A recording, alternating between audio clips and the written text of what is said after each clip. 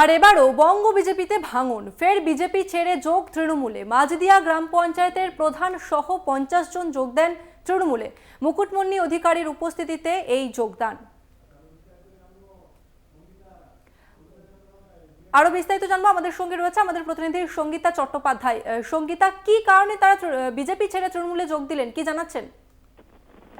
দেখো, গত লোকসভা ভোট ছিল, সেই লোকসভা ভোটের কিন্তু রেজাল্টের পর কিন্তু বলা যেতে পারে যে তৃণমূল কংগ্রেসের এইটা কিন্তু একটা কৃষ্ণগঞ্জ যে বিধানসভায় এবং যেটা হচ্ছে রানাঘাট যে লোকসভা কেন্দ্র, সেই লোকসভা কেন্দ্রে কিন্তু এই কৃষ্ণগঞ্জ বিধানসভায় মাঝদিয়ার কিন্তু এই বিজেপি কিন্তু এটা কিন্তু হাতছাড়া হলো, বিজেপি পঞ্চায়েত কিন্তু হাতছাড়া হলো। এবং তারা জানাচ্ছে যে মমতা ব্যানার্জির যেরকম কাজ, যেরকম উন্নয়ন, সেই উন্নয়ন দেখেই কিন্তু তারা কিন্তু প্রধান এবং মেম্বার সহ 50 জন কিন্তু তৃণমূলে যোগদান করেছেন।